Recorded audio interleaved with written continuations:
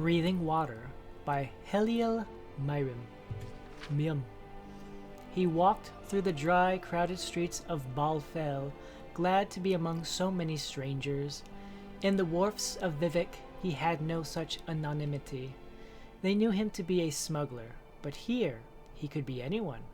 A lower-class peddler, perhaps. A student, even. Some people even pushed against him as he walked past, as if to say, "We would not dream of being so rude as to acknowledge that you don't belong here." Serene Relas was not in any of the taverns, but he knew she was somewhere, perhaps behind a tenement window, or poking around in a dunghill for an exotic ingredient for some spell or another. He knew little of the ways of sorceresses, but that they always seemed to be doing something eccentric. Because of this prejudice, he nearly passed by the old Dunmer woman having a drink from a well. It was too prosaic, but he knew from the look of her that she was Serene Relas, the great sorceress. "I have gold for you," he said to her back, "if you will teach me the secret of breathing water." She turned around. A wide, wet grin stretched across her weathered features. "I ain't breathing it, boy. I'm just having a drink." "Don't mock me," he said stiffly. "Either you're Serene Relas, and you will teach me the spell of breathing water, or you aren't. Those are the only possibilities. If you're going to learn to breathe water, you're going to have to learn there are more possibilities than that, boy.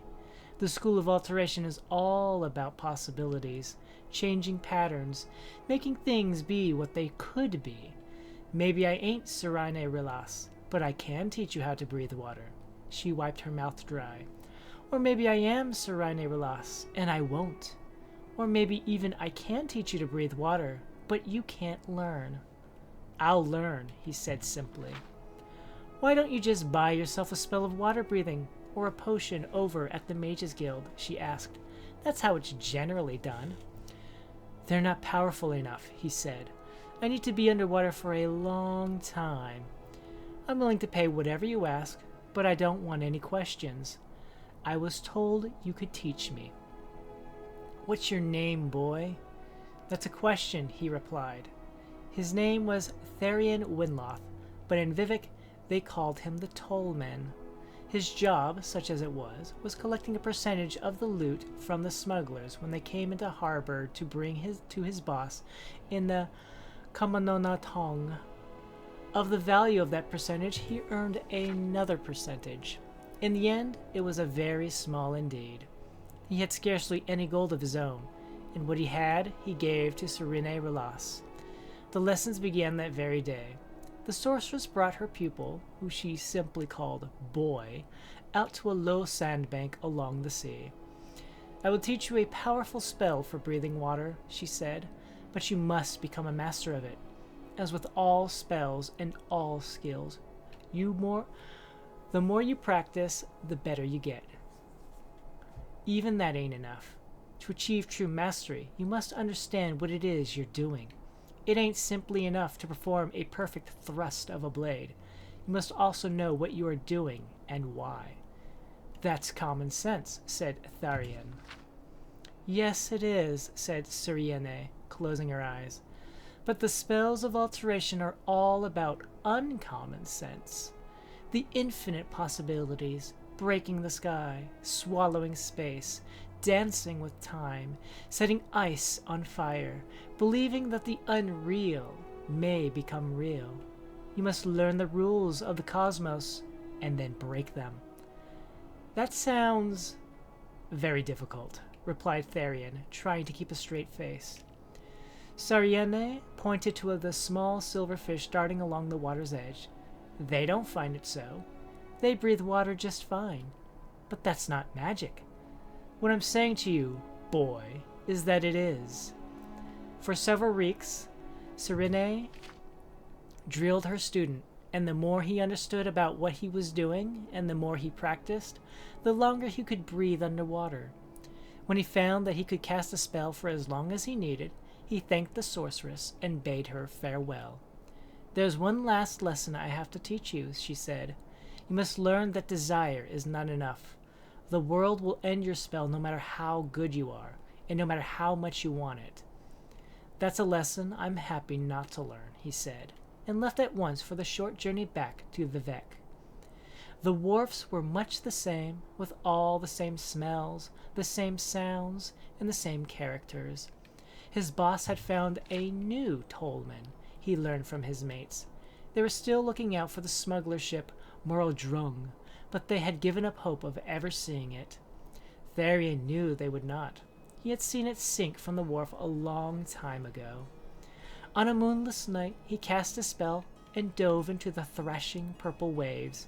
He kept his mind on the world of possibilities, that books could sing, that green was blue, that the water was air, that every stroke and kick brought him closer to a sunken ship filled with treasure. He felt magicka surge all around him as he pushed his way deeper down. Ahead, he saw a ghostly shadow of the Morodrung, its mast billowing in a wind of deep water currents. He also felt his spell beginning to fade. He could break reality long enough to breathe water all the way back up to the surface, but not enough to reach the ship. The next night, he dove again, and this time the spell was stronger. He could see the vessel in detail, clouded over and dusted in sediment, the wound in its hull where it had struck the reef, a glint of gold beckoning from within, but still he felt reality closing in, and he had to surface. The third night he made it into the steerage, past the bloated corpses of the sailors, nibbled and picked apart by fish, their glassy eyes bulging, their mouths stretched open. Had they only known the spell, he thought briefly, but his mind was more occupied by the gold scattered along the floor, the boxes that contained them shattered. He considered scooping up as much as he could carry into his pockets, but a sturdy iron box seemed to bespeak more treasures. On the wall was a row of keys. He took each down and tried it on the locked box, but none opened it. One key, however, was missing. Thalion looked around the room. Where could it be? His eyes went to the corpse of one of the sailors, floating in a dance of death not far from the box, his hands tightly clutching something. It was a key. When the ship had begun to sink, this sailor had evidently gone for the iron box. Whatever was in it had to be very valuable. Thalion took the sailor's key and opened the box. It was filled with broken glass. He rummaged around until he felt something solid and pulled out 2 flasks of some kind of wine. He smiled as he considered the foolishness of the poor alcoholic. This was what was important to the sailor, out of all the treasure in the Morodrung. Then suddenly Thalion Winloth felt reality. He had not been paying attention to the grim, tireless advance of the world on his spell. It was fading away, his ability to breathe water. There was no time to surface.